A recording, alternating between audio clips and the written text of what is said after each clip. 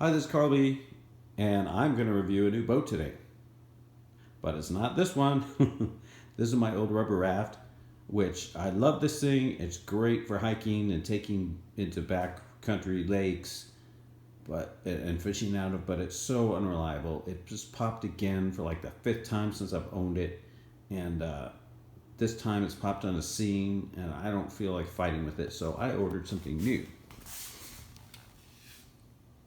Aquaglide Backwoods Purist. This is a little tiny fishing raft, and you can see that box is about 2 feet long, a little bit less than 2 feet long. And I'm gonna unbox it and pump it up and see what it looks like. All right, well, this is a cute little box. It's got a nice little picture of the raft on top. It's got this nice action scene on the front. I'm just about to open it up and see what's inside. Okay, well, after fighting with that box for about 5 minutes straight, I was able to get everything out. So you can see here what we have now. There's a foot pump, which I don't like foot pumps to begin with. This one doesn't look very enjoyable to me, but maybe it works, but I'm not going to use it.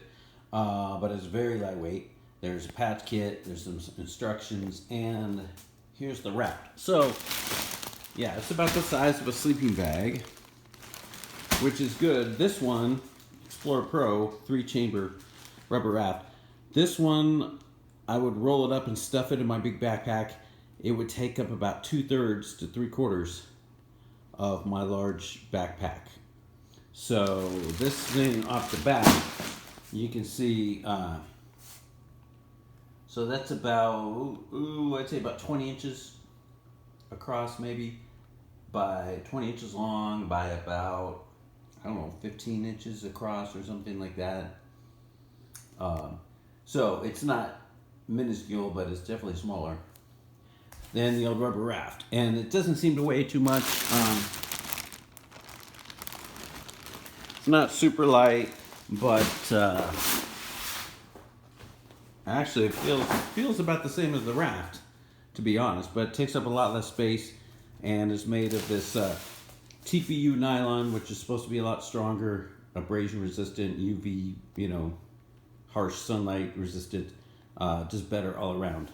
So I'm going to take it out and pump it up, and then I'll show you what it looks like. Well, okay, you can see I got it blown up. And this is one chamber, well, except for the seat. So it's one inflation chamber. The floor is not inflated, but the seat is. And the interesting thing, the floor is not at the very bottom. So I was going to sit in it and see how wide it felt for paddling, because it is really wide. But the floor is a couple inches above the bottom of the air chamber. So I don't want to do that, while it's inflated inside, because maybe it'll rip or something. But it looks pretty cool. I have to get it on the water to see how I really like it. But with my little tiny pump, it took about 7 minutes. I want to say 5 to 10 minutes, closer to 10 minutes. So I have this double quick little mini air pump. I have the bigger one like this that a lot of people have for rafts and mattresses and stuff like that. This is the smaller, lighter one. Saves about half a pound in your pack. And then, of course, the foot pump that comes with it's even lighter, but I don't know how long that would take. I don't really like foot pumps, so I haven't tried it. And hopefully tomorrow I'll be trying it on a mountain lake, and I'll get some footage for you. And I am out here in Rainy Lake, Washington, in my new Aquaglide Backwoods Purist 65 inflatable. So overall, I like the quality of this boat.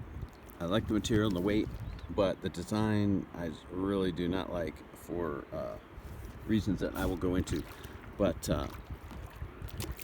especially at the full price, there's no way this would be worth what they were originally asking, like $400, $500, $600. Now I got it for clearance much less than that. But then even at that price, it's kind of questionable whether it's worth it because it's so uncomfortable. But Anyways, it works. It floats, as you can see. I can paddle around, and I caught a bunch of fish here today at Rainy Lake. So now that I have got to try out the Pure 65, what did I actually think of it? So there's a lot to say about it, and unfortunately, a lot of it's negative. But let me go over the pros and cons first. The pros, obviously, um, if I didn't really state it clearly before, the weight, the size, and the material. And I'm basing the material strength and durability on not only what the company says, but if you go online and do a search for, what material is better for inflatable boat, TPU or vinyl, you'll find all kinds of pages. Or just look up TPU, or there's all kinds of pages of what are the characteristics of that material, and they pretty much all say that it's more durable than vinyl, which rubber rafts are made out of. So that's what I'm basing. Obviously, I've only used it a couple times, so I haven't experienced it long term yet myself. But the boat seems to be very well made. Um, it seems to be high quality, so I have no reason to doubt that it will last several years. Hopefully, several years without popping, but we'll find out. Um, So size, weight, and durability, those are the advantages of this boat. Now, the disadvantages, there are a lot. Number one for me is just the size and the shape. Um, and I did want a small boat, for weight and ease of packing. However, this boat is really fat, and the interior section is kind of short. So basically, if you're over like 5'4", it's not going to be comfortable for you to use this boat. And I'm about 5'8", 190 pounds. So, I mean, it holds me all right, but I have to have my knees way up, or I have to have my feet up on the end of the boat. Neither one makes it easy for paddling. And of course, paddling is a little awkward because the boat is so fat and egg shaped. And then it's got those handles on the sides, which are placed right where my hand comes down on my paddling stroke, so I hit those a lot. Uh, so those are, you know, so there's a lot of problems. I don't know why they didn't make it a little bit narrower and a couple inches longer, so there would actually be some room inside for people's legs. Um, but those are the main problems. Also, storage. Yes, they put those bungees on the front and the back, but the one on the back, which is the bigger one, I'm scared to use it because I'm scared something's going to fall out and you won't see it until after it falls out. But I'm sure it works fine for like a jacket or whatever, but I wouldn't put anything valuable or small back there because it might fall out.